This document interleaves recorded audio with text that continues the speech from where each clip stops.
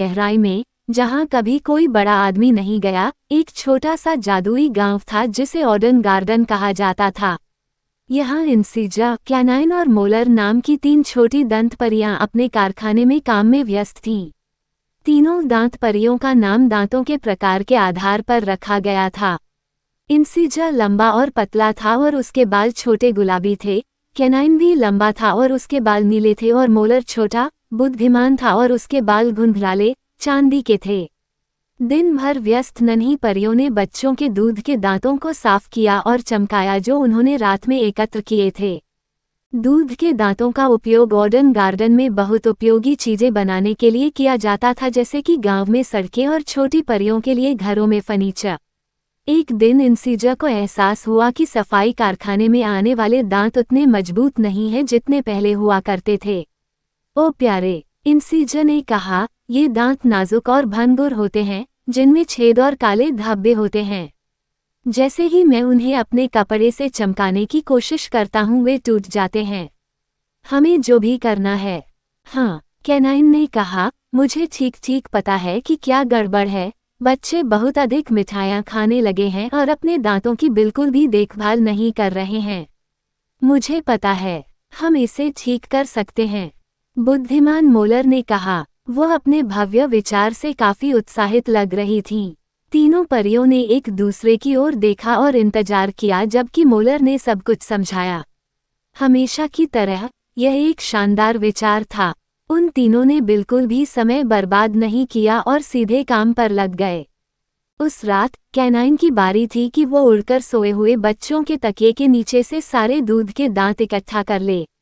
वह सिक्कों का एक थैला, अपने दोपहर के भोजन के लिए कुछ सफ़ेद बेरी सैंडविच और ताश के पत्तों का एक पैकेट लेकर उड़ गई, जिसे तैयार करने में तीनों परियों ने पूरी दोपहर बिताई थी।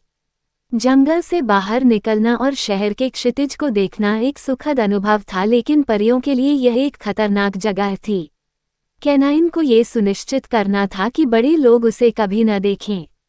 वह तारों भरे आकाश में उड़ी और अद्भुत शहर को गहरी नींद में सोते हुए देखा। उनका पहला पड़ाव जूनियर नाम का एक युवा लड़का था। इससे पहले रात में जूनियर और उसकी मां ने उसका दूध का दांत तकिए के नीचे रख दिया था। मम्मी ने जूनियर को बिस्तर पर लिटा दिया और उसे दांत परी के बारे में सब बताया, जो उसके दांत के बदले में कुछ पैसे छोड़ देगी। उसने उसे शुभरात्रि चुंबन दिया और उसे सो जाने के लिए छोड़ दिया। जब तक कैनाइन आया, जूनियर गहरी नींद में सो रहा था। वह ऊपर की ओर खुली हुई खिड़की से उड़कर अंदर आई और तेजी से सरकते हुए जूनियर के तकिए तक पहुंच गई। वह उसके बगल में बैठ गई और कार्य की तैयारी में जुट गई। उसने तकिया उठाया और तकिए और बिस्तर के बीच में फंस गई। उसने तुरंत दांत को पकड़ा और उसे अपने बैग पर फेंक दिया। उसने बदले में 2 सिक्के और परी का विशेष कार्ड रखा। तकिया और अधिक दूध के दांत खोजने के लिए रात के आकाश में उड़ गया। सुबह जैसे ही जूनियर उठा, उसने तकिए के नीचे ये देखने के लिए टटोला कि क्या दांत परी ने उसके लिए कोई पैसे छोड़े हैं। वह सिक्के पाकर बहुत रोमांचित हुआ, लेकिन उसके हाथ में मिले कार्ड को वह शून्य भाव से देखता रहा। मम्मी ने किसी कार्ड के बारे में कुछ भी नहीं बताया। उसे आश्चर्य हुआ। उसने कार्ड जोर से पढ़ा। स्वस्थ दांतों के लिए टूथ फेयरी की मार्गदर्शिका। 1. स्वस्थ खाओ। 2. चीनी युक्त मिठाइयों और पेय पदार्थों का सेवन कम करें। 3. अपने दांतों को दिन में 2 बार ब्रश करें। 4. फ्लोराइड टूथपेस्ट का प्रयोग करें। 5. नियमित रूप से दंत चिकित्सक के पास जाएं। ऑडन गार्डन्स गांव में परियां बच्चों को दिए जा रहे नए सूचना कार्ड से बहुत खुश थीं।